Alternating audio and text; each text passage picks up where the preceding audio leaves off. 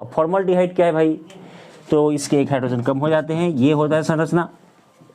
अब फॉर्मल्डिहाइड की बात करेंगे तो उपयोग कहाँ करते हैं, तो जैव प्रतिदर्शी के रूप में करते हैं। अगर कोई जीव जंतु मर जाए तो उसको फॉर्मल्डिहाइड में डुबा के रख दीजिए, लंबे समय तक सुरक्षित रहेगा, 200 साल 400 साल। अब हाँ, अब एक्सपायरी डेट है इसका। अब मान लेते हैं कि 70 साल में ये खराब हो जाएगा, तो 70 साल में टोटल फॉर्मल्डिहाइड फेंक दीजिए, नया फॉर्मल्डिहाइड डाल दीजिए, एक बाल भी नहीं गिरेगा अगर किसी डेड बॉडी को उसमें रखा जाए तो। लेकिन आजकल इसको ग्लव्स पहन के हाथ में लगा के मछली पे लगा दिया जाता है और मछली को बर्फ में दबा के दूर तक भेज दिया जाता है। ऐसी स्थिति में क्या होता है भाई, आपको तो लगता है कि मछली बर्फ में से निकाल के खा रहे हैं, कोई दिक्कत नहीं, लेकिन परेशानी कहाँ है भाई कि ये लीवर कैंसर उत्पन्न करता है। तो एलिफेटिक को दो भाग में बांट दिया गया। पहला सेचुरेटेड, जिसको हिंदी में कह सकते हैं संतृप्त, और दूसरा होता है अनसेचुरेटेड, असंतृप्त। अब इसकी बात करेंगे तो इसके एक ही हिस्से हैं, आप आसानी से समझने की बात सोचें, ना कि भाषा पर ध्यान दें।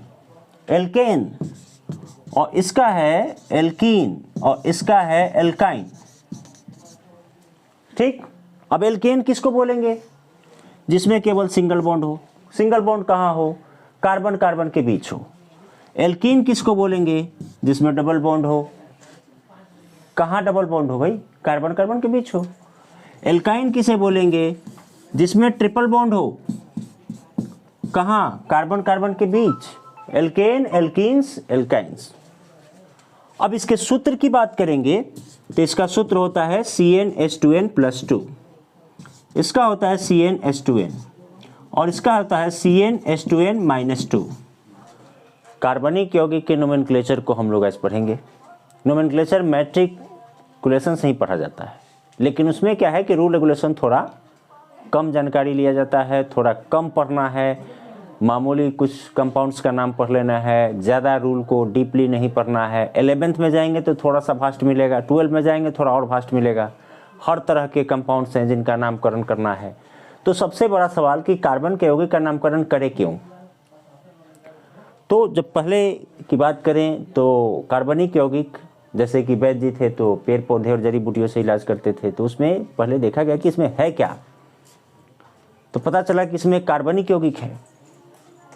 तो इन यौगिकों को इन कंपाउंड्सों को हम लैब में कैसे बनाएं, तो लैब में बनाने की बात की गई तो लैब में बना ही नहीं।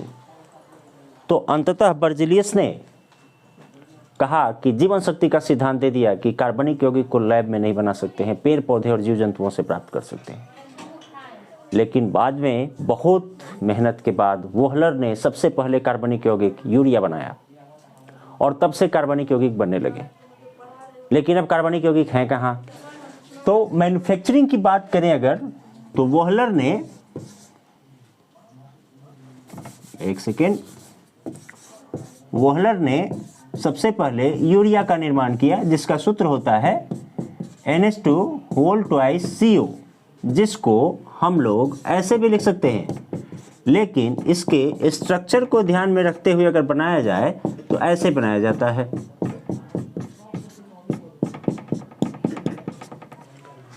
इसके बाद से कार्बनिक यौगिक बनाना शुरू किया गया। लेकिन पहले जो कार्बनिक यौगिक मिलते गए, जैसे पेड़ पौधे से, जीव जंतुओं से प्राप्त किए गए, तो उनका नामकरण 2-4 थे, 10 कंपाउंड थे, कंपाउंड की संख्या कम थी, तो उसके प्राप्ति के स्रोत के आधार पर उसका नाम रखा गया, या उसके विशेष गुण के आधार पर रखा गया। जैसे आप लाल चींटी की बात करें तो लाल चींटी को ग्रीक भाषा में कहते हैं फॉर्मिका। तो चाय पीने के दौरान या खाना खाने के दौरान कभी कभी लाल चींटी मुंह में चला गया होगा, तो अंदाजा हुआ होगा कि खट्टा है। तो लाल चींटी से जो एसिड मिला उसे कहते हैं फॉर्मिक एसिड, जिसके सूत्र की चर्चा करें तो HCOOH। अब इसको गहराई से जाएं, अगर एसिटिक एसिड है, ब्यूट्रिक एसिड है, मक्खन से प्राप्त हुआ, एसिटिक एसिड है, खट्टे और रसदार फलों से प्राप्त हुआ, तो फॉर्मिक एसिड का अगर रिडक्शन किया जाए तो क्या मिलेगा, फॉर्मल्डिहाइड मिलेगा। अब फॉर्मल्डिहाइड क्या है भाई, तो इसके एक हाइड्रोजन कम हो जाते हैं, ये होता है संरचना। अब फॉर्मल्डिहाइड की बात करेंगे तो उपयोग कहाँ करते हैं, तो जैव प्रतिदर्शी के रूप में करते हैं। अगर कोई जीव जंतु मर जाए तो उसको फॉर्मल्डिहाइड में डुबा के रख दीजिए, लंबे समय तक सुरक्षित रहेगा, 200 साल 400 साल।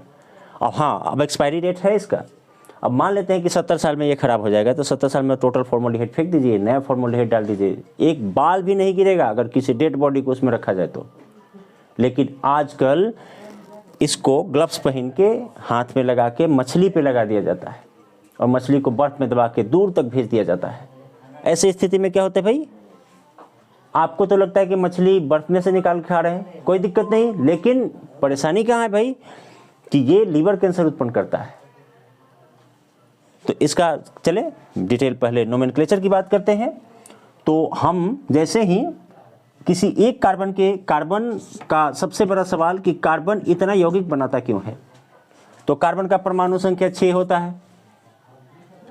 इसका परमाणु संख्या के आधार पर इलेक्ट्रॉनिक विन्यास लिखा जाए तो 2 और 4 होता है, यानी कि बाहर कितने इलेक्ट्रॉन है, 4, संयोजी इलेक्ट्रॉनों की संख्या है 4 संयोजी इलेक्ट्रॉन है, तो इसकी संयोजकता हो गई 4, यानी कि ये सहसंयोजक बॉन्ड बनाएगा। अगर रासायनिक बॉन्ड से आप वाकिफ है तो, अन्यथा अगले क्लास में वो भी दिया जाएगा आपको। तो ये 4 संयोजकता है, तो ये सहसंयोजक बनाएंगे। तो कार्बन हमेशा अकेले नहीं रहता, हाइड्रोजन के साथ रहता है, इसलिए इसको हम लोग हाइड्रोकार्बन भी कहते हैं। हाइड्रोकार्बन, हाइड्रो और कार्बन, लेकिन इसके अलावा इसके साथ साथ हैलोजेंस है, क्लोरीन है, ब्रोमीन है, फ्लोरीन है, आयोडीन है, नाइट्रोजन है, ऑक्सीजन है, सल्फर है, ये भी कार्बन के साथ बॉन्ड बनाते हैं। तो इतने के साथ ही कंपाउंड बनाते हैं, एक दो अपवाद तो सब में होगा, मिलेगा भी आपको। तो ऐसे स्थिति में क्या करते हैं कि पहले हम हाइड्रोकार्बन की चर्चा कर लेते हैं। तो कार्बन इतना कंपाउंड क्यों बनाता है, क्योंकि कार्बन एक दूसरे से जुड़ते हुए लंबा श्रृंखला बना सकता है, शाखित श्रृंखला बना सकता है, यानी कि इसमें ब्रांच होगा, बंद श्रृंखला बना सकता है।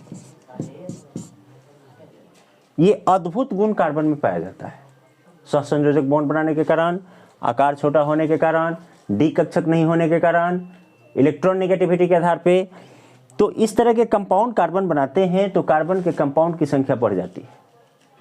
अब कार्बन के कंपाउंड की संख्या बढ़ेगी तो उनका सबसे बड़ा सवाल कि हम अगर इसको थॉरली देखना चाहते हैं कि भाई कार्बन के कंपाउंड्स हैं तो इनका बदलाव क्या है और सबको अलग अलग क्यों पढ़ें, क्योंकि कार्बन अगर यौगिक बनाता है तो कार्बन में मामूली बदलाव आ जाए फंक्शनल ग्रुप का तो उसका मेरिट, प्रॉपर्टी, कलर सब बदल जाता है। जैसे देखें आप, एक कार्बन है, इस पे 4 हाइड्रोजन लगा दिया तो भाई इसका नाम मीथेन है। जहरीला गैस है, ज्वालक है, खाना बनाने वाले गैस में भी मीथेन हुआ करता है, और कहीं दलदल जगह पर भी मीथेन निकलता है, गन्ने के खेत में मीथेन निकलता है, कभी गड्ढे की खुदाई होती है, खदान की खुदाई, तो उसमें मीथेन गैस निकलने लगता है, तो कई मजदूर मर जाते हैं। अब हम इसके एक हाइड्रोजन को हटा देते हैं और यहाँ पे OH लगा देते हैं तो इसका नाम मीथेनॉल है। नोमेनक्लेचर तो सिखाएंगे, अभी समझ लें कि क्यों इतने सारे कंपाउंड का अलग अलग नोमेनक्लेचर पढ़े, उनका विस्तृत जानकारी क्यों लें। कार्बन, एक ही कार्बन का कंपाउंड से मीथेनॉल है। अब मीथेनॉल क्या है, जहरीला शराब है, पीने से आदमी मर जाता है, अंधा हो जाता है, कम मात्रा में पीने पर, ज़्यादा मात्रा में पीने पर आदमी मर जाता है। अगर हम इस पर 1 क्लोरीन लगा दें तो ये क्लोरोमीथेन है। इसका उपयोग कहाँ करते हैं, विलायक के रूप में करते हैं। वैसे कंपाउंड को घोलते हैं जो पानी में नहीं घुलते। 2 क्लोरीन लगा दें, डाइक्लोरोमीथेन हो गया, ये भी विलायक के रूप में काम आता है। 3 क्लोरीन लगा दिया, ट्राइक्लोरोमीथेन हो गया। लेकिन इसका स्पेशल नाम क्लोरोफॉर्म भी है, जिसको सुंघा के बेहोश किया जाता है और इसी के आधार पर इसको सुंघा के बेहोश करके ऑपरेशन किया जाता है। लेकिन इसका कुछ नुकसानदायक असर शरीर पे आता है, इसलिए इसके उपयोग को बंद कर दिया गया। अब दूसरा कंपाउंड उपयोग किया जाता है। अब जरा एक और लगा देते हैं, 4 क्लोरीन हो गए, कार्बन टेट्राक्लोराइड, अग्निशामक के रूप में काम आता है, आग बुझाने के काम में आता है। अगर हम हाइड्रोजन को छोड़ के 3 आयोडीन लगा दें तो इसका नाम होता है आयोडोफॉर्म। और IUPAC के द्वारा दिए गए रूल के अनुसार लिखेंगे तो ट्राई आयोडोमीथेन। ये क्या भाई, बड़ा मजबूत एंटीसेप्टिक है, कितना भी गहरा घाव हो 1 से 2 बार लगाओगे ठीक हो जाएगा। परेशानी कहाँ है कि बदबू ज़्यादा देता है।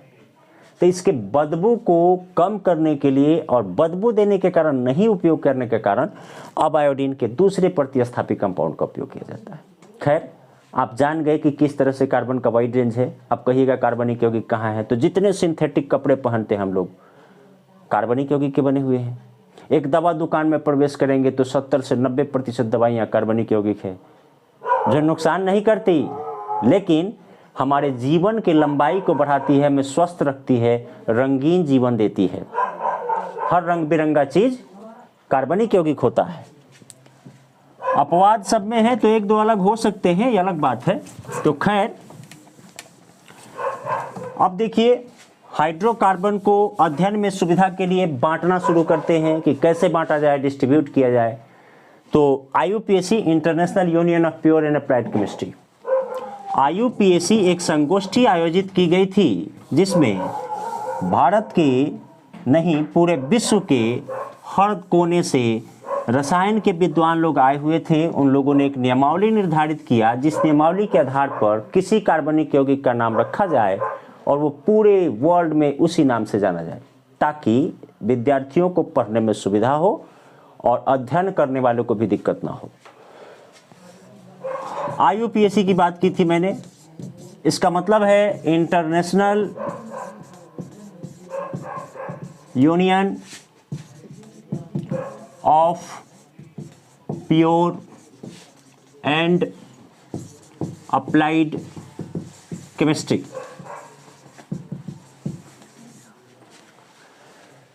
तो इसमें उन लोगों ने तय किया कि हाइड्रोकार्बन्स के नामकरण और वर्गीकरण किए जाएं। तो हाइड्रोकार्बन को 3 भाग में बांटा गया। देखते चले आप, बाकी सब डिटेल में दिया जाएगा आपको। 3 भाग में बांटा गया। पहला था एलिफेटिक, दूसरा था एलिसाइक्लिक और तीसरा था एरोमेटिक। सर ब्लैक यूज कर सकते हैं आप। अब देखिए, इतने से ही आपका काम चल जाएगा, क्योंकि मामूली 10+2 तक की पढ़ाई आपको दी जा रही है। अब इसके साथ साथ एक और स्पाइरल कंपाउंड्स होते हैं और विषम चक्रीय होते हैं। अभी देखिए, हिंदी की बात करेंगे अगर आप, तो साइंस पढ़ते हैं तो साइंटिफिक टर्म को अंग्रेजी में पढ़ना सीखें और उबे नहीं, घबराए नहीं। 2-4 बार लिखोगे आदत हो जाएगा और ये ही आसान लगेगा आपको। चूँकि नोमेनक्लेचर की बात है, केमिस्ट्री की बात है, तो अधिकांश भाषाएं ग्रीक भाषा का व्युत्पन्न है और अंग्रेजी का समावेश साइंस में अति जरूरी है। खैर, एलिफेटिक, एलिसाइक्लिक और एरोमेटिक, तो हम लाइन से चलते हैं। पहले एक को ख़त्म करेंगे, फिर दूसरे पे बात करेंगे। तो एलिफेटिक की बात करें अगर, तो एलिफेटिक उसे कहते हैं जिसमें केवल सिंगल बॉन्ड मौजूद हो, डबल बॉन्ड मौजूद हो और ट्रिपल बॉन्ड मौजूद हो। इसकी बात बाद में करेंगे। तो एलिफेटिक को 2 भाग में बांट दिया गया। पहला सेचुरेटेड, जिसको हिंदी में कह सकते हैं संतृप्त, और दूसरा होता है अनसेचुरेटेड, असंतृप्त। अब इसकी बात करेंगे तो इसके एक ही हिस्से हैं, आप आसानी से समझने की बात सोचें, ना कि भाषा पर ध्यान दें। एल्केन और इसका है एल्कीन और इसका है एल्काइन। ठीक, अब एल्केन किसको बोलेंगे? जिसमें केवल सिंगल बॉन्ड हो। सिंगल बॉन्ड कहाँ हो? कार्बन कार्बन के बीच हो। एल्कीन किसको बोलेंगे? जिसमें डबल बॉन्ड हो। कहाँ डबल बॉन्ड हो भाई? कार्बन कार्बन के बीच हो। एल्काइन किसे बोलेंगे? जिसमें ट्रिपल बॉन्ड हो। कहाँ? कार्बन कार्बन के बीच। Alkene, alkenes, alkynes. अब इसके सूत्र की बात करेंगे तो इसका सूत्र होता है CnH2n+2, इसका होता है CnH2n और इसका होता है CnH2n-2। 3 हो गए। अब ये अप्लाई कहाँ होगा? तो कार्बन का कंपाउंड बनाते हैं तो किसी कंपाउंड में कार्बन 1 होंगे, 2 होंगे, 3 होंगे, 4 होंगे, 5 होंगे। कार्बन का संख्या बढ़ेगा और कार्बन का संख्या बढ़ेगा तो उनका नाम भी बदल जाएगा। तो कौन सा? जैसे देखिए आप, अगर 1 कार्बन हुआ तो उसे मिथ कहते हैं, 2 कार्बन हुआ इथ कहते हैं, 3 कार्बन हुआ प्रोप कहते हैं, 4 कार्बन हुआ ब्यूट कहते हैं, 5 कार्बन हुआ पेंट कहते हैं, 6 कार्बन हुआ हेक्स कहते हैं, 7 कार्बन हुआ हेप्ट कहते हैं। इसके बाद की भी बात करें तो ये कोई नाम नहीं है, ये ग्रीक भाषा का गिनती है। Meth, eth, prop, but, pent, hex, hept, oct, non, dec, undec, dodec, tridec, tetradec, pentadec, 100 तक जा सकते हैं आप। लेकिन आपको 7 पर कमांड है तो आप सबका लिख सकते हैं। आप कहिएगा सर 12 का क्या, डाइडेक लिख दे क्या, आप लिख सकते हैं। लेकिन आप एक बात समझ लें कि जितने बड़े कंपाउंड्स हैं, 12 कार्बन, 14 कार्बन, 15 कार्बन, 16 कार्बन का, उनका स्पेशल नाम हुआ करता है, औद्योगिक नाम उसका अलग होगा। जैसे 17 कार्बन का आप लोग पढ़े थे मैट्रिक में, 11, 12 में भी पढ़ना है। साबुन बनाने वाला किससे बनाते हैं, एस्टेरिक एसिड से। कार्बन की संख्या कितनी थी, 17। तो उसको इस गिनती से कोई लेना देना नहीं, उसका स्पेशल नाम है, उसके आधार पर उसका नामकरण करेंगे। औद्योगिक नाम है, कमर्शियल नेम है। तो फिलहाल आप इतना नोट करें, इसके बाद इसके रूल को हम समझाते हैं। चलें तो आगे बढ़ाएं इसको, चलें अब इतना नोट कर लेते हैं अगर आप, तो हम अब ऊपर से चलते हैं फिर से। जैसे हम पहले एल्केन की बात करें या एल्कीन की बात करें, एल्काइन का बात करें, तो वो क्या है भाई, एलिफेटिक कंपाउंड्स। तो एलिफेटिक की बात करें तो सीधे हम लिख लेते हैं भाई, एल्केन, एल्कीन और एल्काइन। इसका सूत्र आपने लिखा था। तो सिंगल बॉन्ड की बात की गई थी, डबल और ट्रिपल की। तो सिंगल बॉन्ड तो एक कार्बन पर होगा, लेकिन डबल बॉन्ड एक कार्बन पे नहीं होगा। अब नामकरण की चर्चा करेंगे तो एल्केन दिखाई देगा, सिंगल बॉन्ड दिखाई देगा, तो उसके नाम के अंत में ए नहीं जोड़ देंगे। डबल बॉन्ड होगा तो ई नहीं जोड़ देंगे, ट्रिपल बॉन्ड होगा तो वाई नहीं जोड़ देंगे, प्लस कर देना है आपको। तो एक कार्बन के बीच डबल और ट्रिपल तो होगा नहीं। अब एक कार्बन का कंपाउंड बनाएंगे तो सिंपली ये मीथेन होगा। अब सोचोगे मीथेन होगा क्या, नहीं। मिथाइन होगा क्या, नहीं। क्योंकि डबल ट्रिपल बॉन्ड कहाँ खोजना है, कार्बन कार्बन के बीच। तो हम 2 कार्बन का एग्जाम्पल ले लेते हैं, तो हमारा तीनों का एग्जाम्पल मिल जाएगा। तो 2 कार्बन वाले का नाम क्या था भाई, इथ था। अब जैसा कि फार्मूला की बात की जाए तो अगर 2 कार्बन का बनाना है एल्केन, एल्कीन, एल्काइन, तो n के जगह पर 2 रखना होगा। तो C2H2 गुने 2 जोड़ 2, आसान गुना और जोड़ है, C2H6। कार्बन के बॉन्ड कितने होते हैं, 4। चाहे डबल बॉन्ड हो या चाहे ट्रिपल बॉन्ड हो, हर हाल में कार्बन के बॉन्ड 4 होंगे। तो हम लोग इसके बॉन्ड को बना के देख लेते हैं। हमने सिंगल बॉन्ड वाला बनाया था, सिंगल बॉन्ड का फॉर्मूला अप्लाई किया है, तो हम दोनों के बीच सिंगल बॉन्ड लगा दिए, 3 हाइड्रोजन यहाँ रखे, 3 हाइड्रोजन यहाँ रखे, हाइड्रोजन की संख्या 6 हो गई। अब बताइए आप, हाइड्रोजन 6 है हमारे पास, इस पर 1 हाइड्रोजन और बढ़ा देंगे तो इसका बॉन्ड 1 फालतू हो जाएगा, 4 ही होना चाहिए, और इस पर 1 कम हो जाएगा। आपके पास हाइड्रोजन 6 है, दोनों पर रख दिए। तो ऐसे स्थिति में इसका नाम क्या होगा, 2 कार्बन का इथ और सिंगल बॉन्ड दिखाई दे तो क्या जोड़ना है, ANE, इसका नाम हो गया इथेन। अब 2 कार्बन का बनाना है डबल बॉन्ड वाला, तो इसका सूत्र तो मालूम है, CnH2n। n के जगह पर कितना रख दे, 2, तो C2H2 गुने 2 C2H4।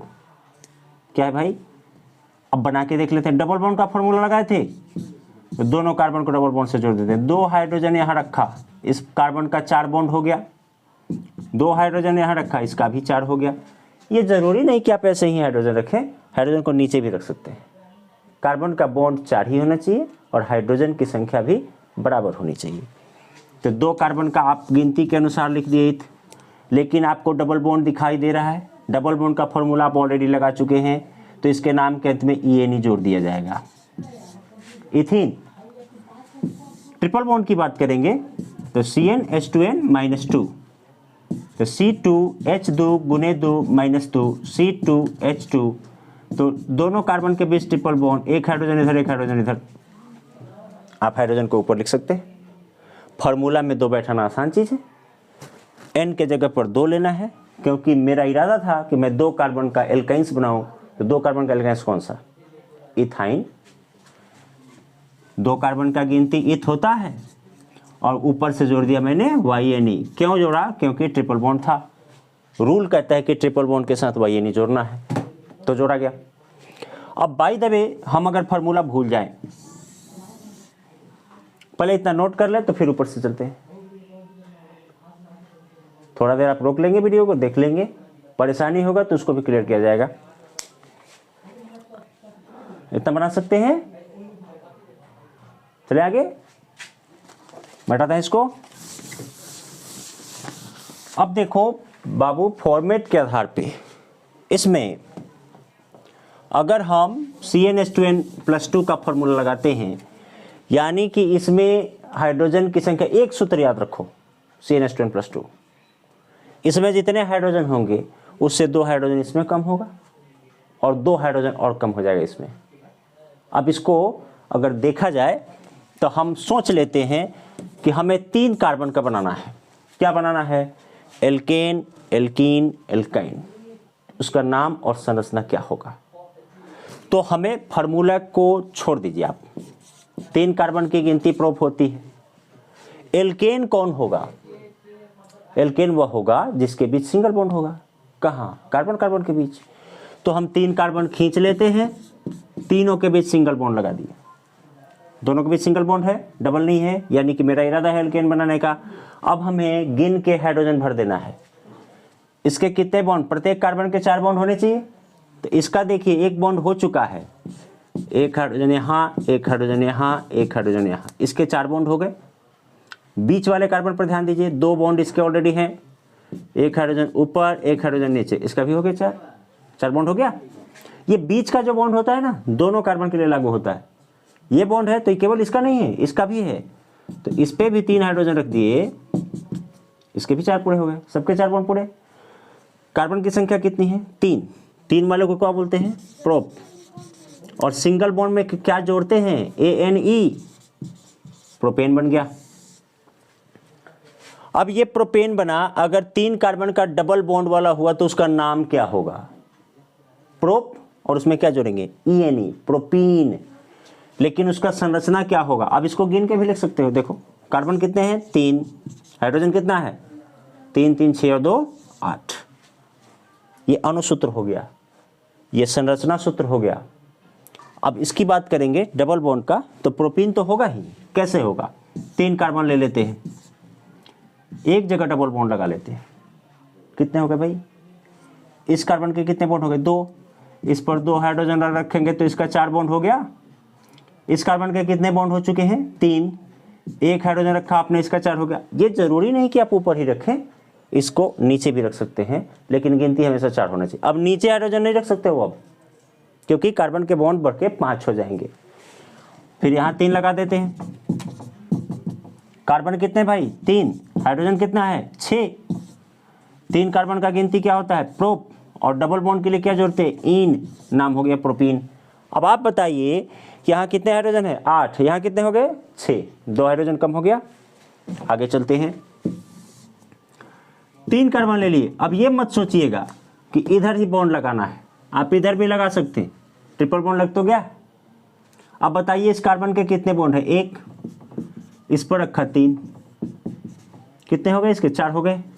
इस कार्बन का 3 और 1 4 बॉन्ड ऑलरेडी पूरा हो चुका है, तो अब इस पर हाइड्रोजन की जरूरत नहीं है। इस कार्बन की बात करें तो 3 बॉन्ड है, 1 बॉन्ड और लगा देते, इसका 4 हो गया। कार्बन कितने हुए भाई? 3। हाइड्रोजन कितना हुआ? 4। कितने हाइड्रोजन कम है इससे? 2। नाम क्या होगा? 3 कार्बन का प्रोप और ट्रिपल बॉन्ड का आइन, प्रोपाइन। Propane, propene, propyne. अब ऐसे ब्यूटेन, ब्यूटीन, ब्यूटाइन। अब देखिए, अब आगे की बात करेंगे तो डबल बॉन्ड कहाँ है उसको कम अंक देके गिनना है। फंक्शनल ग्रुप कौन सा लगेगा उसके आधार पर उसका नाम क्या होगा। तो पहले आप 7 तक जो दिए हुए थे उस पर एल्केन, एल्कीन, एल्काइन बनाए, ब्यूटेन, ब्यूटीन, ब्यूटाइन बनाए, पेंटेन, पेंटीन, पेंटाइन बनाए, हेक्सेन, हेक्सीन, हेक्साइन बनाए। प्रैक्टिस करें, फिर हम अगले क्लास में, अगले एपिसोड में आपको इसका फंक्शनल ग्रुप के साथ नोमेनक्लेचर बताएंगे कि फंक्शनल ग्रुप लगने पर उसका नाम क्या होता है, या डबल बॉन्ड किस स्थिति पर है तो उसका नाम कैसे बदलेगा। अब ब्यूटीन बनेगा तो ब्यूटीन कैसा बनेगा भाई, ये 4 कार्बन है, यहाँ डबल बॉन्ड होगा तो इसका नाम कुछ और होगा, यहाँ डबल बॉन्ड होगा तो उसका नाम कुछ और होगा। तो ये नाम कब बदलता है, कैसे बदलता है, इसकी चर्चा की जाएगी, लेकिन फंक्शनल ग्रुप के साथ। तो पहले 7 तक का प्रैक्टिस करेंगे, इसके बाद फंक्शनल ग्रुप की बात की जाएगी। ठीक है, कमेंट कीजिएगा कि आपको क्या परेशानी है, तो उसको फिर से अगले एपिसोड में सुधार के डाला जाएगा। आपको जो भी परेशानी हो केमिस्ट्री में उसको बोलेंगे तो उसको अगले एपिसोड में हम दिखाएंगे।